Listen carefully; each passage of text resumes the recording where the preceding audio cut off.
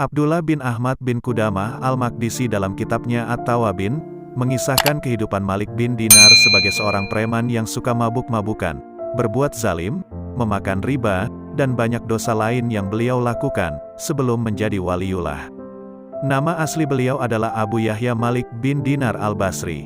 Malik bin Dinar lahir di Basrah dan merupakan generasi kelima dari golongan tabi'in.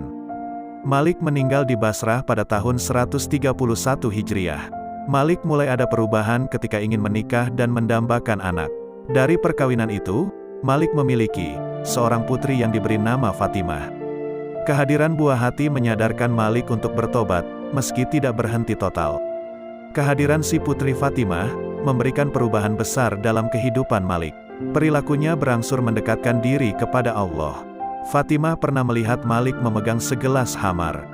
Anaknya Fatimah mendekat kemudian menyingkirkan gelas tersebut hingga tumpah mengenai bajunya. Padahal usia Fatimah belum genap 2 tahun. Namun Allah berkehendak lain. 1 tahun kemudian, tepat di usia 3 tahun, Fatimah diambil kembali oleh sang Khalik. Meninggalnya Fatimah membuat pikirannya tergoncang. Malik kembali ke dunia hitam, bahkan lebih buruk dari sebelumnya. Datanglah masa ketika setan membujuk untuk meneguk minuman haram sepanjang malam. Minuman memabukkan itu membuat Malik tertidur lelap.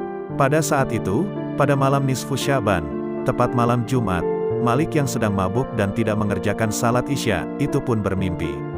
Malik bermimpi seakan kiamat telah tiba, dan sangkakala ditiup, semua kuburan mengeluarkan isinya. Seluruh makhluk telah dikumpulkan. Dalam mimpi itu, Malik berada di antara mereka dan mendengar suara dari belakang. Malik melihat ular besar yang berwarna hitam kebiruan mengejar dengan mulut terbuka. Dalam mimpi itu, Malik bertemu dengan seorang syekh berpakaian bersih dengan bau yang sangat harum.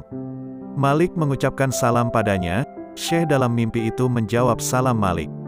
Malik bertanya, "Wahai Syekh, selamatkan aku dari ular itu, semoga Allah menyelamatkanmu." Syekh itu menangis dan berkata, "Aku lemah, sementara ia lebih kuat dariku. Aku tidak mampu melawannya. Cepatlah pergi, semoga Allah menyelamatkanmu dari ular itu," kata Syekh kepada Malik dalam mimpinya. Malik terus berlari, lalu naik di atas tebing dari tebing-tebing kiamat. Malik mendekati kobaran api neraka dan Malik hampir terjatuh karena takut kejaran ular itu.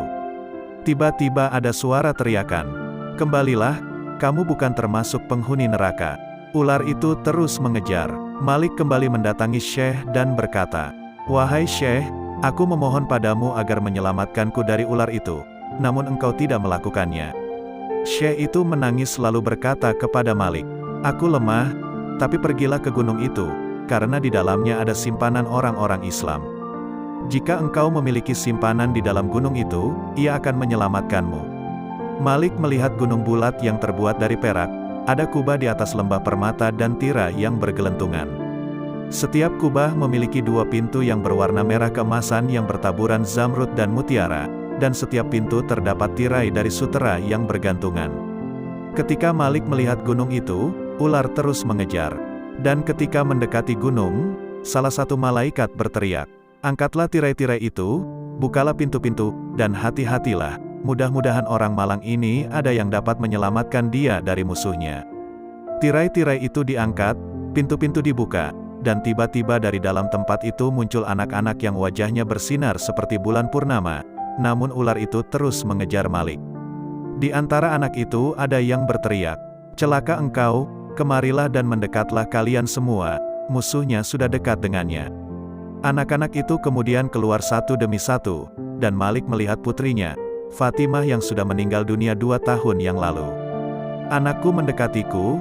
Fatimah menangis dan berkata, "Ayah, demi Allah." Fatimah kemudian melompat ke dalam kereta cahaya yang kecepatannya seperti anak panah. Fatimah meletakkan tangan kirinya di atas tangan kanan Malik dan berpegangan tangannya. "Ayah, belumkah tiba waktunya bagi orang-orang yang beriman untuk tunduk mengingat Allah?" tegur Fatimah dalam mimpinya.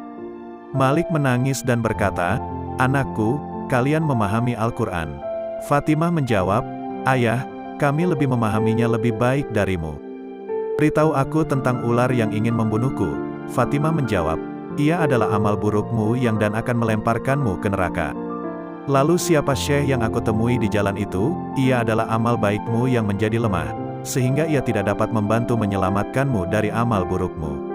Malik bertanya lagi, apa yang kalian lakukan di gunung itu? Kami adalah anak-anak orang Islam. Kami tinggal di sini sampai hari kiamat tiba. Kami menunggu kedatangan kalian dan akan memohonkan syafaat kepada kalian.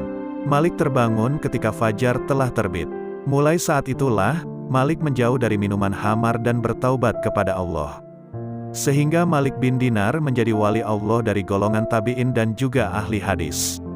Semoga bermanfaat dari kisah tersebut.